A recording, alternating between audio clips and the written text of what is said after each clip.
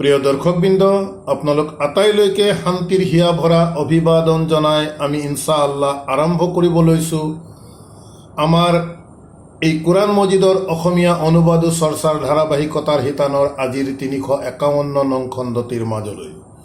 প্ৰতিদিনৰ দৰে আজিও আমি আপোনালোক সকলোকে জাতি ধৰ্ম বৰ্ণ নিৰ্বিশেষে আমন্ত্ৰণ জনাইছোঁ আল্লাহৰ দ্বাৰা নাজিলকৃত এই বিস্ময়কৰ মহাগ্ৰন্থ আল কোৰআনৰ মাজলৈ। ইনশাআল্লাহ আমাৰ আজিৰ এই ৩৫১ নং খণ্ডটি আমি আৰম্ভ কৰিব লৈছোঁ কোৰআন মজিদৰ ২৭ নং সূৰা আন নমলৰ ৬৭ নং আয়াতৰ পৰা।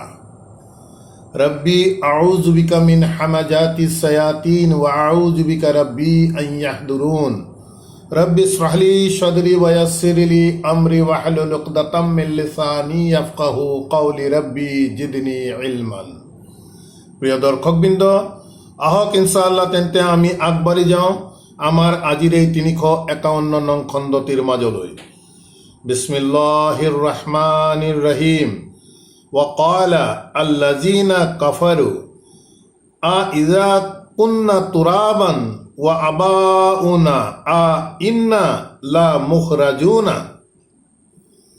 প্ৰিয় দৰ্শকবৃন্দ, বিষয়বস্তুৰ প্ৰসংগত মহান আল্লাহে অবিশ্বাসকাৰী লোকসকলৰ বিষয়ে ইয়াৰ আগৰ খণ্ডৰ শেষৰ অংশত আমি দেখিলোঁ আল্লাহে চৰ্চা চলাই আহি আছে। ৬৬ নং আয়াতটো আমি যোৱাকালি আমাৰ অনুবাদ চৰ্চা আগবঢ়াইছিলোঁ। এই আয়াতে যথেষ্ট প্ৰাসংগিকতা আছে। আয়াতে কৈছে যে বালিদ দাৰাকা ইলমুহুম ফিল আখিৰাতি বালহুম ফি শাক্কিম মিনহা বালহুম মিনহা আমুন। অৰ্থাৎ এই আয়াতে কৈছে যে বৰং সিহঁতৰ পৰকালৰ প্ৰতি যি জ্ঞান, সেই জ্ঞান প্ৰকৃততে সিহঁতৰ চিল হৈ গৈছে, নোহোৱাই হৈ গৈছে সিহঁতৰ মাইণ্ডত। নোহোৱাৰ কাৰণটো হৈছে গৰিষ্ঠ সংখ্যক মানুহেই প্ৰকৃততে পৃথিৱীৰ ভোগবিলাকক লৈ ব্যস্ত হৈ আছে। আমি কালি কৈছিলোঁ যে আমাৰ যিসকলে আল্লাহৰ সৈতে আনক চিৰ্ক কৰি বিভিন্ন অঞ্চললৈ যায়, অৰ্থাৎ মাজাৰসমূহে হওক বা আন ধৰ্মাৱলম্বী লোকৰ যিসমূহ ধৰ্মানুষ্ঠান আছে তালৈকে যাওক, প্ৰত্যেককেই দেখিব প্ৰকৃততে এই দুনিয়াৰ লাভালাভৰ আশালৈ তেওঁলোকে আল্লাহৰ ওচৰত বা যিজনক আল্লাহৰ সৈতে সমকক্ষ কৰি লৈছে তেখেতৰ ওচৰত প্ৰকৃততে পৃথিৱীৰ প্ৰাপ্তিহে বিচাৰে।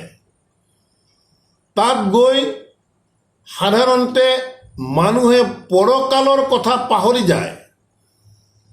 পৰকাল যে আমাক বিপদমুক্ত কৰিব লাগে এই দিশটো বিচাৰি কোনেও প্ৰকৃততে সাধাৰণতে গৰিষ্ঠ সংখ্যক মানুহ মাজাৰলৈ নাযায় বা আন আন ধৰ্মাৱলম্বী লোকসকলেও তেওঁলোকৰ নিজ ধৰ্মানুষ্ঠানত গৈ পৰকাল সন্দৰ্ভত তেওঁলোকে কিন্তু কোনো কাকতি মিনতি কৰা সাধাৰণতে দেখা নাযায়। গতিকে সেই দিশটোৱে ইয়াত বুজাব বিচাৰিছে যে সিহঁতৰ প্ৰকৃততে পৰকালৰ জ্ঞান সিহঁতৰ নোহোৱাই হৈ গৈছে আৰু পৰকাল সন্দৰ্ভত তেওঁলোকে প্ৰকৃততে সন্দেহৰ মাজত আছে। ভাবে মনৰ, আমি কৈছোঁ ইতিমধ্যে, মনৰ কোনোবা এটা চুকত সোমাই থাকে যে আমি মৰিলে পৰকালত আমাৰ বিচাৰ হ'ব, কিন্তু তাক যেনেধৰণে গুৰুত্ব দিব লাগে আমাৰ গৰিষ্ঠ সংখ্যক মানুহে সেই দিশটোত তেনেধৰণৰ গুৰুত্ব নিদিয়ে। নিদিয়াৰ কাৰণটো হৈছে পৰকালৰ প্ৰতি বিশ্বাস সুদৃঢ় নহয়। কিছু পৰিমাণৰ তেওঁলোকৰ সন্দেহৰ আৱৰ্তত থাকে, হয়তো হ'বও পাৰে এনেকুৱা বা নহ'বও পাৰে। এনেধৰণৰ দুধুৰ মুধুৰত যিসকল লোক থাকে তেওঁলোকৰ প্ৰকৃততে পৰকাল সন্দৰ্ভত বিশ্বাস সুদৃঢ় নহয়। সেইবাবে আল্লাহে ৬৬ নং আয়াতত কৈছে বৰং পৰকাল সন্দৰ্ভত সিহঁতৰ প্ৰকৃততে সন্দেহৰ মাজত থাকে আৰু সন্দেহৰ মাজত থকাৰ বাবেই কৈছে বালহুম মিনহা আমুন। এই পৰকাল সন্দৰ্ভত সিহঁতে প্ৰকৃততে অন্ধৰ দৰেই থাকে। পৰকাল যে কিবা আছে এই সন্দৰ্ভত আমি চিন্তা চৰ্চা কৰিব লাগিব, জানিব লাগিব। অন্ধ মানুহৰ দৰে থাকে, যেন একো দেখাই নাই বা একো শুনাই নাই পৰকাল সন্দৰ্ভত। গতিকে সূৰা আন নমলৰ ৬৬ নং এই আয়াতটিয়ে বিশেষ তাৎপৰ্য বহন কৰিছে। গতিকে আমি আহ্বান জনাম যাতে আমি প্ৰত্যেকেই এই আয়াতটোৰ প্ৰতি আমি ভালদৰে মনোনিৱেশ কৰি পৰকাল সন্দৰ্ভত প্ৰকৃততে আমাৰ স্থিতি কি, আনৰ কথা চিন্তা কৰাৰ আগতে প্ৰথমতে আহক আমি নিজৰ সম্পৰ্কত চিন্তা কৰোঁ যে আমাৰ স্থিতি কি, আমি পৰকাল সন্দৰ্ভত কিমান ভয় কৰিছোঁ বা আমাৰ বিশ্বাস কিমান সুদৃঢ়। এই দিশবোৰ আমি আহক প্ৰত্যেকে নিজক প্ৰথমতে আত্মসমালোচনা কৰোঁ। তাৰ পাছত যদি আমি দেখোঁ যে আমি যি অৱস্থাত প্ৰকৃততে আল্লাহৰ কিতাপ অনুযায়ী আমি থাকিব লাগে, সেই অৱস্থাত যদি আমি নিজক দেখা নাপাওঁ, তেন্তে নিশ্চিতভাৱে আমি সমৰ্পিত হ'বলৈ আৰু বহুত বাকী আছে। গতিকে সেই সাৱধানবাণী আমি মনত লৈ আহক কোৰাণৰ মাজলৈ, আৰু আমি পৰকাল সন্দৰ্ভত আমি যেনেধৰণে আমাৰ বিশ্বাস সুদৃঢ় কৰিব লাগে সেই দিশটো আমি যথেষ্ট গুৰুত্ব দিয়াৰ প্ৰয়োজন আছে।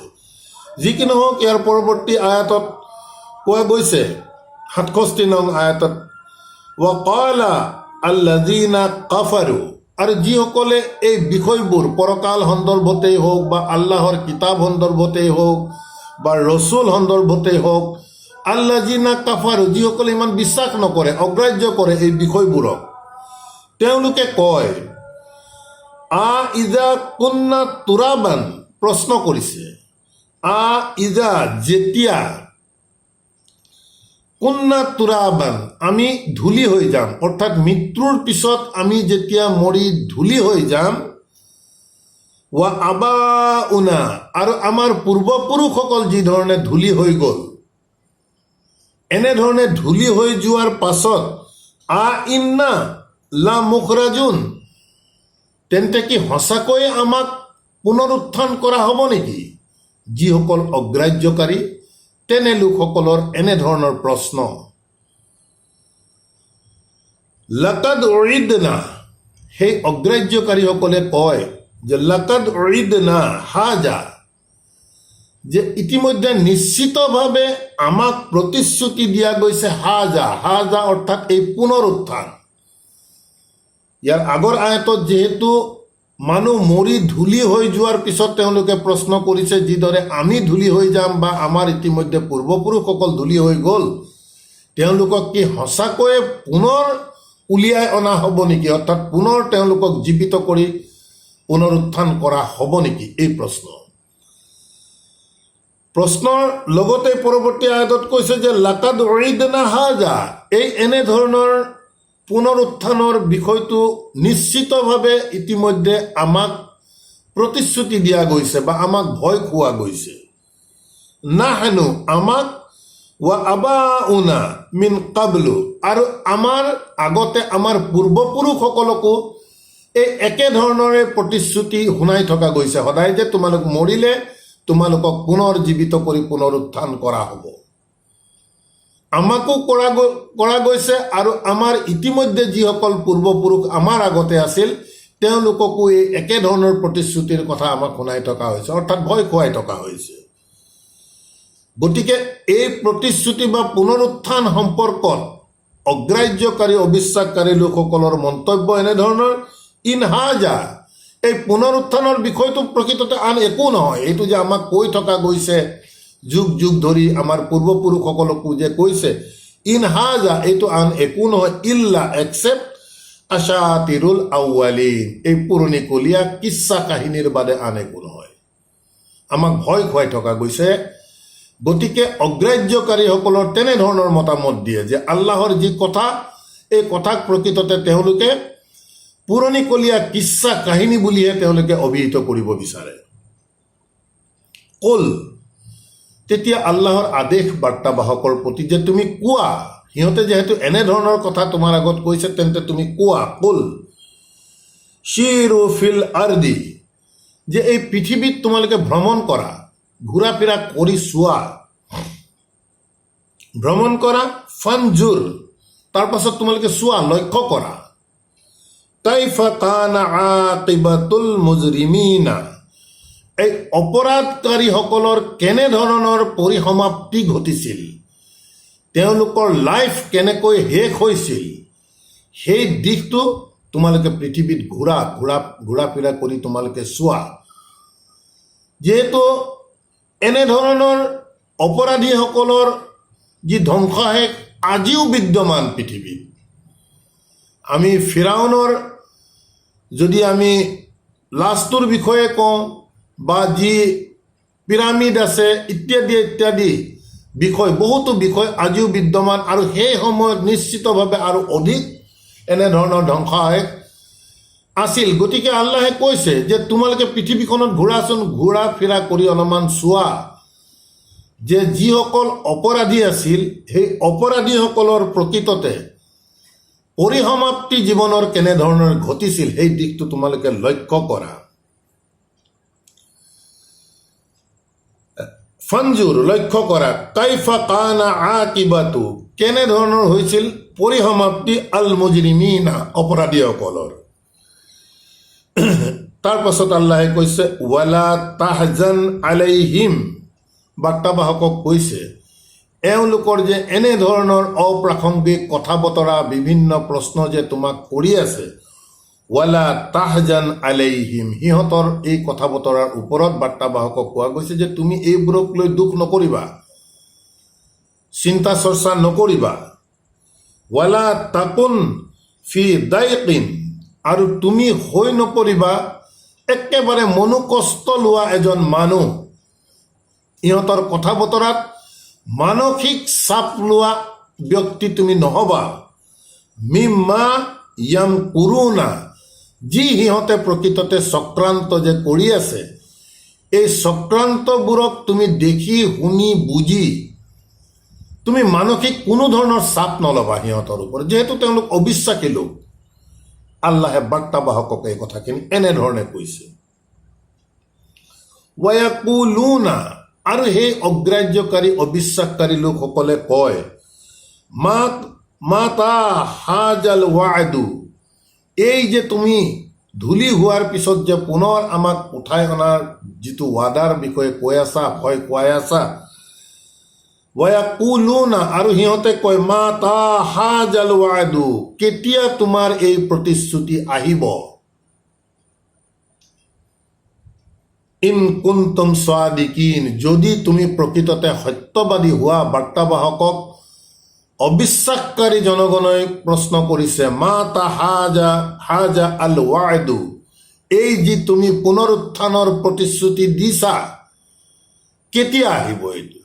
তুমি এইটো কেতিয়া আহিব কোৱা, যদিহে তুমি প্ৰকৃততে সত্যবাদী হয়। ইন কুনতুম সাদিকিন, এই প্ৰশ্নৰ উত্তৰত বাৰ্তাবাহকক ক'বলৈ কৈছে আল্লাহে, কুল, তুমি কোৱা, সিহঁতক কৈ দিয়া, আশা আন ইয়াকুনা ৰাদিফা লাকুম, সম্ভৱত আশা আন ইয়াকুনা ৰাদিফা লাকুম, তোমালোকৰ একেবাৰে পিছফালে তোমালোকৰ এই সময়টো হয়তো লগ লাগি আছে, একেবাৰে পিছফালৰ পৰা কাষতেই আছে।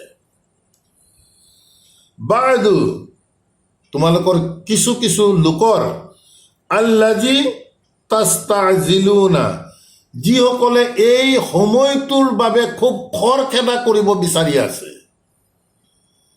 সেই লোকসকলক তুমি কৈ দিয়া যে এই সময়টো সম্ভৱতঃ একেবাৰে তোমালোকৰ পাছতে, তোমালোকৰ ওচৰতেই আছে। সেইসকল লোকৰ বাবে যিসকলে জানিব বিচাৰিছে এই সময়টো কেতিয়া আহিব, কোৱা, সিহঁতৰ ধৈৰ্য নোহোৱা হৈছে। বাৰ্তাবাহকক বিচলিত কৰিব বিচাৰি আছে, বিচাৰি যে কৈ আছে যে কোৱা, এই সময়টো তুমি যে ৱাদা কৰিছা, প্ৰতিশ্ৰুতি দিছা পুনৰুত্থানৰ, কেতিয়া আহিব? আল্লাহে কৈছে কৈ দিয়া সিহঁতক, সম্ভৱতঃ এই সময়টো তোমালোকৰ একেবাৰে পিছতেই আছে, ওচৰতেই আছে। সেইসকলৰ বাবে যিসকলে খুব খৰখেদা কৰিছে এই সময়টো কেতিয়া আহিব জানিবৰ বাবে বা চাবৰ বাবে, তেওঁলোকৰ বাবে একেবাৰে ওচৰতে আছে বুলি তুমি কৈ দিয়া।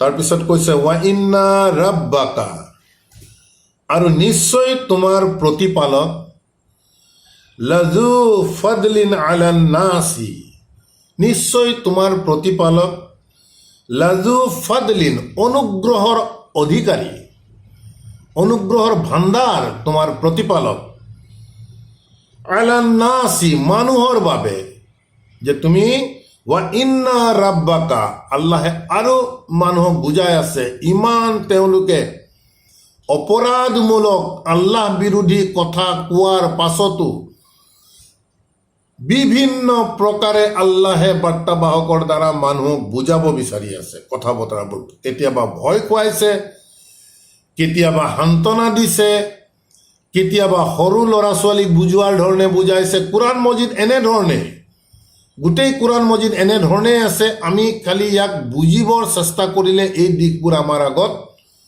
স্পষ্ট হৈ পৰিব। গতিকে কৈছে ইয়াত যে ৱা ইন্না ৰাব্বাকা, নিশ্চয় তোমাৰ সৃষ্টিকৰ্তা প্ৰতিপালক, লাজু ফাদলিন আলাল নাছ, মানুহৰ ওপৰত অনুগ্ৰহৰ ভাণ্ডাৰ হৈ থাকে, অধিকাৰী তেখেতেই। ৱালা কিন্না, বৰং ৱালা কিন্না আকসাৰুহুম, বৰং সিহঁতৰ গৰিষ্ঠ সংখ্যকে লা ইয়াছকুৰুন, যে সিহঁতে কৃতজ্ঞ নহয়, শুক্ৰিয়া আদায় নকৰে গৰিষ্ঠ সংখ্যক লোকেই। গতিকে প্ৰিয় দৰ্শকবৃন্দ, এই ইয়াছকুৰুন, শুক্ৰিয়া, কৃতজ্ঞতা, এই দিশটোৱেও যথেষ্ট তাৎপৰ্য বহন কৰে এজন কোৰাণৰ পাঠক হিচাপে। আমিও গৰিষ্ঠ সংখ্যক মানুহে আমি সেই অৱস্থালৈ আমি আহিব এতিয়াও পৰা নাই যে আমাৰ প্ৰত্যেকটো আল্লাহৰ নিয়ামতক লৈ আল্লাহৰ ওচৰত দিন ৰাত আমি কৃতজ্ঞতা জ্ঞাপন কৰি থকাৰ পৰ্যায়ত আমি গৰিষ্ঠ সংখ্যকে এতিয়াও আহিব পৰা নাই। যি আমি টকা পইচা আল্লাহে আমাক দিছে বা আমি ইনকাম কৰিছোঁ, যি আমি খাদ্য বজাৰ হাট কৰি আনি খাইছোঁ, এঠাইৰ পৰা আন এঠাইলৈ আমি গাড়ী ঘোঁৰা লৈ আমি যেনেধৰণে গৈছোঁ মেলিছোঁ, আমি সদায় ভাবোঁ যে এইবোৰ আমি কৰি আছোঁ। প্ৰকৃততে আমি সদায় কৈ আহিছোঁ এইবোৰ আমাৰ দ্বাৰা কেতিয়াও সম্ভৱ নহয়। যি টকা পইচা ধন সম্পত্তি আমাৰ আছে, এই টকা পইচা ধন সম্পত্তি আমাৰ নহয়, আল্লাহে আমাক দিয়াৰ বাবেহে আমি এই টকা পইচা ধন সম্পত্তিৰ অধিকাৰী হৈছোঁ। আমি যে সুন্দৰভাৱে ঘূৰা ফিৰা কৰি আমি যে চলি থাকিব পাৰিছোঁ, ইয়াত আমাৰ কোনো ক্ষমতা নাই, আল্লাহে আমাক এই পাৱাৰ দিয়াৰ বাবেহে আমি কৰি ঘূৰি আছোঁ।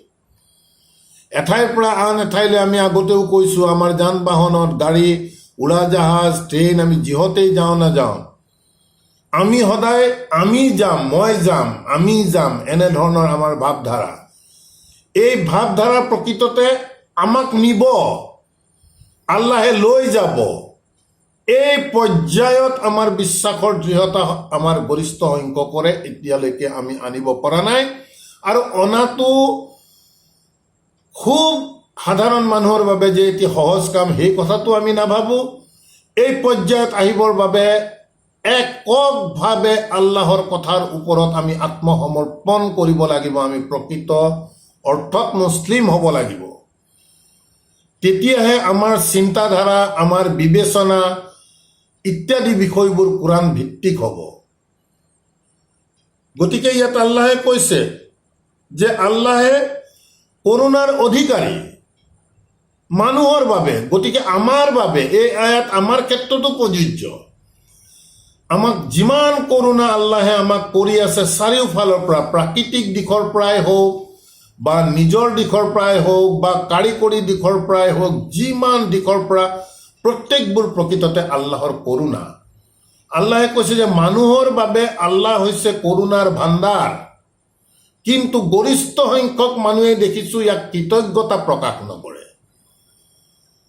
গতিকে এই দিশটো আমিও আহক নিজক সুধি চাওঁ, আমি কিমান কৃতজ্ঞতা আল্লাহৰ প্ৰতি আমি প্ৰকাশ কৰোঁ।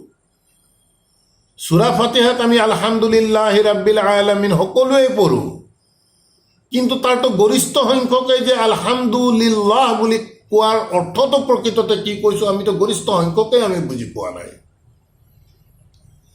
গতিকে আমাৰ এই কৃতজ্ঞতা আমাৰ আন্তৰিক কৃতজ্ঞতা হ'ব লাগিব। আমি বুজি শুনি কৃতজ্ঞ হ'ব লাগিব। কৃতজ্ঞ আমি কিয় আল্লাহৰ প্ৰতি কৃতজ্ঞ হৈছোঁ সেই দিশটো প্ৰথমতে আমি বুজিব লাগিব। বুজাৰ পাছতহে আমাৰ কৃতজ্ঞতা প্ৰকৃততে আমাৰ আন্তৰিক কৃতজ্ঞতা হ'ব। এই দিশটোৱেও যথেষ্ট গুৰুত্বপূৰ্ণ। আল্লাহৰ কৃতজ্ঞতা আমি পুৱা গধূলি অনৰ্গল প্ৰতিটো দিশতেই, প্ৰতিটো ক্ষেত্ৰতে আল্লাহৰ সহায় অবিহনে আমি কেতিয়াও কৰিব নোৱাৰোঁ। যেহেতু এক অদৃশ্য শক্তিয়ে আমাক অহৰহ আমাক সহায় কৰি আছে, গতিকে নিশ্চিতভাৱে আমি তেখেতৰ প্ৰতি আমি কৃতজ্ঞ হ'ব লাগিবই।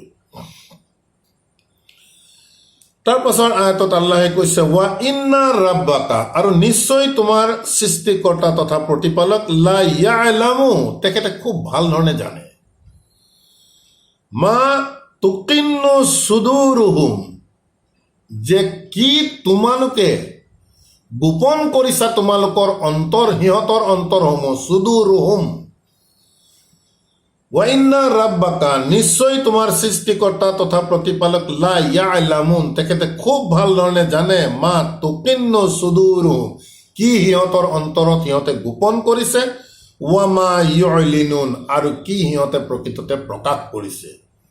এই দিশটো তোমাৰ সৃষ্টিকৰ্তা তথা প্ৰতিপালকে খুব ভাল ধৰণে জানে, খুব ভাল ধৰণে জানে। এই দিশটো আমি বুজিব লাগিব, আমি সতৰ্ক থাকিবই লাগিব। যিকোনো এটা বেয়া কাম, যিকোনো এটা মিছা কথা, যিকোনো এটা কু অভিসন্ধি আমাৰ মনৰ ভিতৰত আমি যেতিয়া ল'ম, তেতিয়াই আমি সাৱধান হ'ব লাগিব। আমাৰ মনৰ ভিতৰৰ এই কু অভিসন্ধি কিন্তু আল্লাহে ভালদৰে জানি আছে।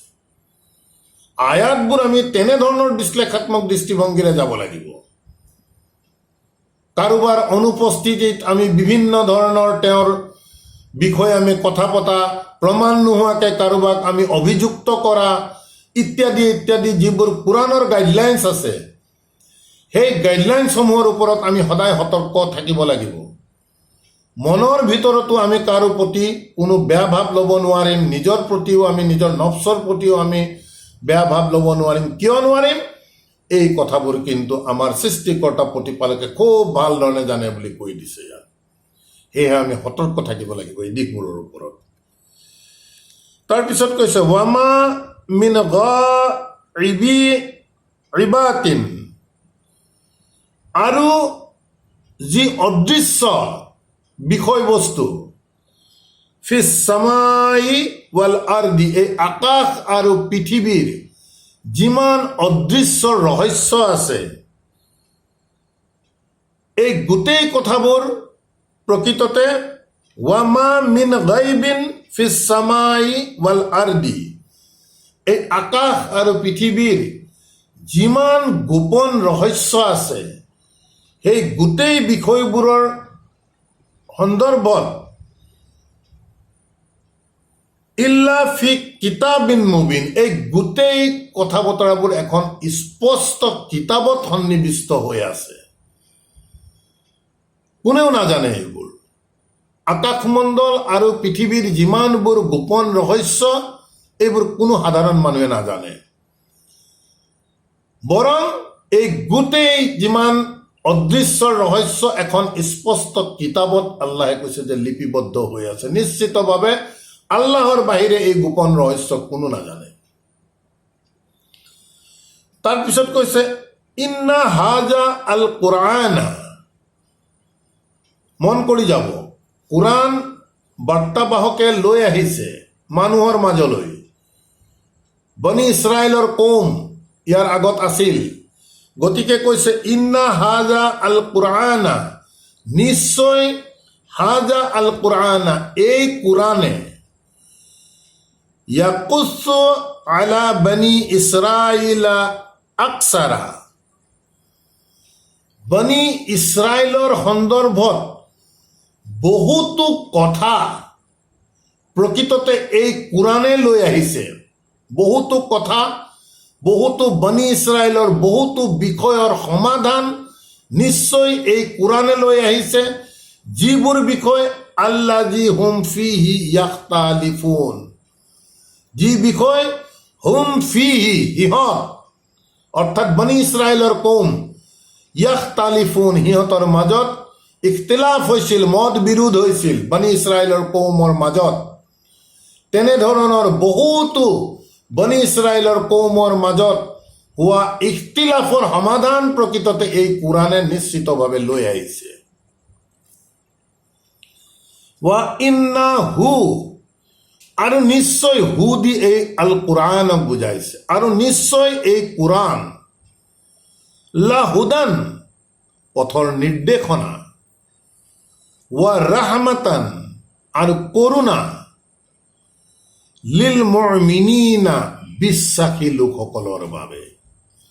গতিকে প্ৰিয় দৰ্শকবৃন্দ, এই আয়াতৰ প্ৰাসংগিকতা আমি বুজাৰ চেষ্টা কৰিব লাগিব। বনি ইছৰাইল সন্দৰ্ভত আল্লাহে ক'লে যে নিশ্চিতভাৱে এই কোৰাণে বনি ইছৰাইলৰ মাজত হোৱা বিভিন্ন ধৰণৰ মত বিৰোধৰ সমাধান প্ৰকৃততে এই কোৰাণে লৈ আহিছে। তাৰ পাছত আল্লাহে কৈছে নিশ্চয় এই কোৰাণ লা হুদান, পথৰ নিৰ্দেশনা, একেবাৰে স্পষ্ট। এই কোৰাণ যিহেতু আমাৰ বাবে আহিছে, আল্লাহে স্পষ্ট কৈছে যে এই কোৰাণ হৈছে পথৰ নিৰ্দেশনা, গাইডলাইনছ। ৱা ৰাহমাতুন, আৰু কৰোণা কাৰ বাবে? লিল মুমিনিনা, বিশ্বাসী লোকসকলৰ বাবে। এতিয়া আহক আমি নিজক লৈ এই আয়াত আমি আত্মসমালোচনা কৰোঁ। আমি প্ৰকৃততে চাব লাগিব আমি বিশ্বাসী হওঁ নে নহওঁ। বিশ্বাসীৰ ব্যাখ্যা বহুত আহি আছে, সেই দিশবোৰলৈ মই এতিয়া নাযাওঁ। বিশ্বাসী বুলি নিশ্চয় আমি সকলোৱে নিজকে বিশ্বাসী বুলি ভাবোঁ বা কওঁ। বাস্তৱিকতাত কিমান হওঁ নহওঁ সেইটো পিছৰ কথা, কিন্তু আমি বিশ্বাসী বুলি কওঁ। যদি আমি বিশ্বাসী বুলি কওঁ তেন্তে আমাৰ বাবে পথৰ নিৰ্দেশনা আল কোৰাণ। আল্লাহে কৈছে এই আয়াতত। এতিয়া আমি আল্লাহে দেখুৱাই দিয়া পথৰ নিৰ্দেশনা যদি আমি গ্ৰহণ নকৰোঁ তেন্তে কেনেকৈ আমি গৈ গন্তব্য স্থান পাম? একেবাৰে চিম্পল বিষয়টো। কিয় আমি কোৰাণৰ পৰা ইমান আঁতৰি গুচি গৈছোঁ? কোৰাণৰ বাহিৰৰ ধৰ্ম নীতিক যে আমি লৈ চলি আছো, সেই ধৰ্ম নীতিক আল্লাহে কিন্তু হুদান বুলি কোৱা নাই। হুদান বুলি কৈ আছে আল কোৰাণক। এই সামান্য বিবেচনাটো আমাক কোনে কৰিব দিয়া নাই? নিশ্চিতভাৱে শয়তানে আমাক ইয়াৰ পৰা ডাইভাৰ্ট কৰাই আছে। আমি যিমানে শিক্ষিত হওঁ, যিমানে ইণ্টেলিজেণ্ট হওঁ নহওঁ কিয়, এই সাধাৰণ বিষয়টো যদি আমি বুজিবলৈ সক্ষম হোৱা নাই তেন্তে প্ৰিয় দৰ্শকবৃন্দ, আহক আমি প্ৰত্যেকেই নিজক চাওঁ। আমাৰ ওপৰত শয়তানৰ ক্ৰিয়া প্ৰতিক্ৰিয়া কিমান সক্ৰিয়ভাৱে হৈ আছে। যিহেতু শয়তানে কৈছে যে মই তোমাৰ গৰিষ্ঠ সংখ্যক মানুহক তোমাৰ এই কিতাপৰ হুদানত আহিব নিদিওঁ। আমি যদি এই কিতাপক হুদান বা পথৰ নিৰ্দেশনা এককভাৱে লোৱা নাই তেন্তে দেখোন আমি শয়তানৰ সেই আয়াত অনুসৰি শয়তানৰ প্ৰৰোচনাতে আমি পঢ়ি আছো, যাৰ বাবে আমি কোৰাণৰ বাহিৰত গুচি যাব লগা হৈছে। এই কথাবোৰ একেবাৰে চিম্পল কথা। হুদান, পথৰ নিৰ্দেশনা। ইন্না হু, আল্লাহে নিশ্চয়তা দিছে, নিশ্চয় এই কোৰাণ লা হুদান, এইখনেই পথৰ নিৰ্দেশনা। আল্লাহৰ এই কথা কিয় আমি বিশ্বাসত ল'ব পৰা নাই? আমি মুমিন নহওঁ নেকি? এই দিশবোৰ কিন্তু যদি আমি পৃথিৱীত থাকোঁতে বিশ্লেষাত্মক দৃষ্টিভংগীৰে আমি চিন্তা কৰি যদি আল্লাহৰ পথলৈ নাও, প্ৰিয় দৰ্শকবৃন্দ, কোৰাণ মজিদে স্পষ্ট কৰিছে কিন্তু বিপদ অনিবাৰ্য। আমি ইয়াত দুনিয়াত আমি মানুহক বহুত কিবা মুত্তাকি দেখুৱাই আমাৰ বাহ্যিক দিশৰে হওক বা কৰ্মৰ দ্বাৰা হওক একো লাভ নাই।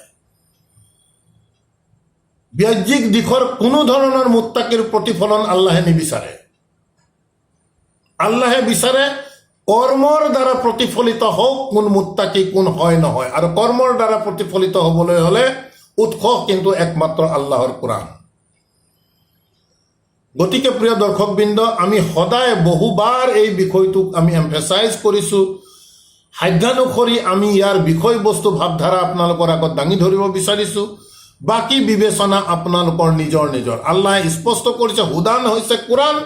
ইয়াৰ বাহিৰৰ কোনো এখন কিতাপকে আল্লাহে হুদান বুলি চাৰ্টিফিকেট দিয়া নাই। তাৰ পাছতো যিসকল লোকে কোৰাণৰ বাহিৰৰ আমাৰ যিসকল ধৰ্মপুথি আমি মানি চলি আছোঁ সেইবোৰক যদি হুদান বুলি বিশ্বাস কৰিলে সেইটো নিজৰ নিজৰ বিষয়, আৰু নিজে তাৰ জবাব আল্লাহৰ ওচৰত দিব লাগিব। আল্লাহৰ কিতাপে কি কৈছে সেই দিশটোৱে আমি আপোনালোকৰ আগত দাঙি ধৰাৰ চেষ্টা কৰিছোঁ। গতিকে কৈছে নিশ্চয় এই কোৰাণ পথৰ নিৰ্দেশনা, কৰোণা বিশ্বাসী লোকসকলৰ বাবে। ইন্না ৰাব্বাকা, নিশ্চয় তোমাৰ সৃষ্টিকৰ্তা প্ৰতিপালকে ইয়াকদি বাইনাহুম বি হুকমিহি, ইয়াকদি সমাধান কৰি দিব নিশ্চয় তোমাৰ প্ৰতিপালকে সমাধান কৰি দিব বাইনাহুম সিহঁতৰ মাজৰ বি হুকমিহি তেখেতৰ সিদ্ধান্তৰ দ্বাৰা যিমানবোৰ ইখতিলাফ আছে, যিমানবোৰ মনৰ দুধুৰ মুধুৰ আছে, আল্লাহে সিদিনা কৈছে যে এই সকলোবোৰ সমাধান কৰি দিব বি হুকমিহি তেখেতৰ সিদ্ধান্তৰ দ্বাৰা। এই বি হুকমিহিও আমি বুজিব লগা আছে। আল্লাহৰ সিদ্ধান্ত সিদিনা কি হ'ব, সেই সিদ্ধান্ত আল্লাহে ইয়াত ইতিমধ্যে দি দিছে আল কোৰআনত। গতিকে পৰোক্ষভাৱে বি হুকমিহি তেখেতৰ সিদ্ধান্তৰ দ্বাৰা, অৰ্থাৎ পৰোক্ষভাৱে বা প্ৰত্যক্ষভাৱে হ'লেও এই কোৰআনৰ দ্বাৰা সিদিনা সিদ্ধান্ত দিয়া হ'ব, এই কথাও ইয়াৰ দ্বাৰা প্ৰকাশ পাইছে। বি হুকমিহি, হি দি আল্লাহক বুজাইছে। ইন্না ৰাব্বাকা নিশ্চয় তোমাৰ প্ৰতিপালকে ইয়াকদি বাইনাহুম সিহঁতৰ মাজত সমাধান কৰি দিব বি হুকমিহি তেখেতৰ সিদ্ধান্তৰ দ্বাৰা, আল্লাহৰ সিদ্ধান্তৰ দ্বাৰা। আল্লাহৰ সিদ্ধান্ত ইয়াত গোটেইবোৰ আল্লাহে মেনশ্যন কৰি দিয়া আছে। কেতিয়াও এই কথাৰ হেৰেফেৰি নহয় কিয়ামতৰ দিনা, যেনেকে কৈছে তেনেকেই হ'ব, অৰ্থাৎ সিদ্ধান্ত আমাক দিয়ে দিছে ইয়াত আল্লাহে। গতিকে বি হুকমিহি বুলি কোৱাৰ লগে লগে শাব্দিক দিশৰ পৰা তেখেতৰ সিদ্ধান্তৰ দ্বাৰা, কিন্তু প্ৰত্যক্ষ বা পৰোক্ষভাৱে প্ৰকৃততে এই কোৰআনৰ দ্বাৰা সিদ্ধান্ত দিব, এই কথাও ইয়াৰ দ্বাৰা স্পষ্টভাৱে প্ৰতিফলিত হৈছে। ৱাহুৱা যিহেতু তেখেত অৰ্থাৎ আল্লাহ আল আজিজ, তেখেত মহাপৰাক্ৰমী, আল আলিম আৰু সকলো জানে তেখেতে। ফাতাৱাক্কাল আলাল্লাহি, এতিয়া বাৰ্তাবাহকক আল্লাহে কৈছে গোটেই কথাখিনি কোৱাৰ পিছত ফাতাৱাক্কাল আলাল্লাহি, গতিকে তুমি আল্লাহৰ ওপৰত তুমি নিৰ্ভৰ কৰি চলি থাকা। ইন্নাকা নিশ্চয় তুমি, আলাল হাক্কিল মুবিন নিশ্চয় তুমি একেবাৰে স্পষ্ট সত্যৰ ওপৰত তুমি প্ৰতিষ্ঠিত হৈ আছা। মন কৰিব প্ৰিয় দৰ্শকবৃন্দ, আয়াতটো শাব্দিক দিশৰ পৰা কোৰআন নাজিল হোৱাৰ সময়ত নিশ্চিতভাৱে এই আয়াত আমাৰ বাৰ্তাবাহকৰ ক্ষেত্ৰত প্ৰযোজ্য। আমাৰ বাবে যিহেতু আল্লাহে এই কোৰআন পাঠ্য হিচাপে পঠিয়াইছে, গতিকে আজি এজন কোনোবা যদি এককভাৱে এই কোৰআনৰ ওপৰত নিজৰ স্থিতি ৰাখিব বিচাৰে, তেন্তে তেনে লোককো আল্লাহে ইয়াৰ দ্বাৰা উৎসাহিত কৰিছে এনেধৰণৰ যে ইন্না ফাতাৱাক্কাল আলাল্লাহি, আল্লাহে তেনে লোকক আল্লাহে আদেশ কৰিছে যে তুমি আল্লাহৰ ওপৰত সম্পূৰ্ণভাৱে নিৰ্ভৰ কৰি থাকা। ইন্নাকা নিশ্চয় তুমি, সময়ৰ প্ৰেক্ষাপথত বাৰ্তাবাহকলৈ আহিছিল নিশ্চিতভাৱে। আজি যদি কোনোবাই এই কোৰআনৰ পাঠক কোৰআনক এককভাৱে আল্লাহৰ আদেশ অনুসৰি যদি ধৰিব বিচাৰে, তেওঁৰ প্ৰতি এই আয়াত কিন্তু প্ৰযোজ্য হ'ব। আল্লাহে কৈছে নিশ্চয় তুমি আলাল হাক্কিল মুবিন, স্পষ্ট তুমি সত্যৰ ওপৰত তুমি আছা। গতিকে যিয়ে আল্লাহৰ এই কিতাপৰ ওপৰত এককভাৱে থাকিব, আল্লাহে তেওঁক উৎসাহিত কৰিছে যে তুমি তাৱাক্কাল আল্লাহৰ ওপৰতে কৰি থাকা। তুমি নিশ্চিতভাৱে জানিবা তুমি যিহেতু কোৰআনৰ ওপৰত আছা, তাৰ মানে তুমি স্পষ্ট হকৰ ওপৰত তুমি প্ৰতিষ্ঠিত হৈ আছা। এই দিশবোৰো আমি কিন্তু বিশ্লেষাত্মক দৃষ্টিভংগীৰে আমি বুজাৰ চেষ্টা কৰিব লাগিব। তাৰপিছত কৈছে ইন্নাকা নিশ্চয় তুমি, লা তুছমিউল মাউতা তুমি মৃতকক কেতিয়াও তুমি শুনাব নোৱাৰা, যিসকল মৃত। ৱালা তুছমিউ সুম্মা আৰু তুমি শুনাব নোৱাৰা যিসকল বধিৰ কলা। আদুআ তোমাৰ আহ্বান তুমি বধিৰ কলাক তুমি কেতিয়াও শুনাব নোৱাৰা। ইজা ৱালাউ মুদবিৰিনা যেতিয়া সেই বধিৰসকল ঘূৰি গুচি যাব, ঘূৰি যোৱাৰ সময়ত তুমি পিছফালৰ পৰা যিহেতু বধিৰ, তুমি যিমানেই তুমি চিঞৰা তেওঁক তুমি শুনাব নোৱাৰা ঘূৰি যোৱাৰ পাছত।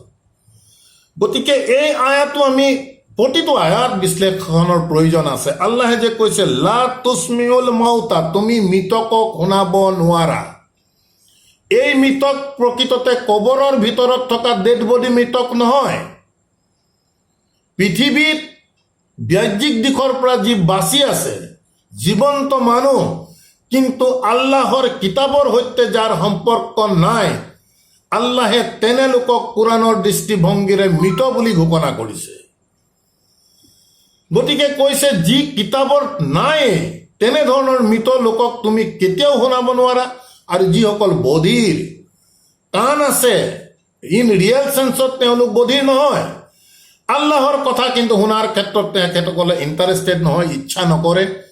ইয়াৰ বাহিৰৰ দুনিয়াৰ ভোগবিলাকত তেওঁলোক ভাল পায়। তেনে লোকসকলক কৈছে, তেনে লোকসকল যিহেতু ঘূৰি গৈছে, তুমি কথা কৈ আছা তোমাৰ তাৰ পৰা ঘূৰি গুচি গৈছে, তেনে লোকক তুমি কেতিয়াও শুনাব নোৱাৰা এইবোৰ কথা। ৱামা আন্তা বিহাদিল উমি আন দলালাতিহিম, আৰু কৈছে ৱামা আন্তা, আৰু তুমি নোৱাৰা, বিহাদি, যে পথ দেখাবৰ বাবে, আল উমি, অন্ধসকলক, আন দলালাতিহিম, সিহঁতৰ যি ভ্ৰষ্টতাৰ মাজত আছে, সেই ভ্ৰষ্টতাৰ মাজৰ পৰা তুমি সিহঁতক কিন্তু হিদায়তৰ পথ দেখাব নোৱাৰা। ইয়াতো সেই অন্ধ প্ৰকৃত অন্ধ নহয়, দলালাতিহিম বুলি কৈছে, সিহঁতৰ যি ভ্ৰষ্টতাত আছে, প্ৰত্যেকে নিজৰ নিজৰ ধৰ্ম নীতিক লৈ, সেই দিশটোহে ইয়াত বুজাইছে যে তেনেধৰণৰ লোকসকল যিহেতু অন্ধ, গতিকে সিহঁতি অন্ধত্বৰ মাজত যি ভ্ৰষ্টতাত আছে, সেই লোকসকলক তুমি কেতিয়াও কিন্তু পথ দেখুৱাব নোৱাৰিবা। খুব টেকনিকেল আয়াত, সহজ, আমি বুজিব লাগিব। অন্ধ বুলি কোৱাৰ লগে লগে প্ৰকৃত অন্ধ নহয়, কলা বুলি কোৱাৰ লগে লগে প্ৰকৃত কলা নহয়।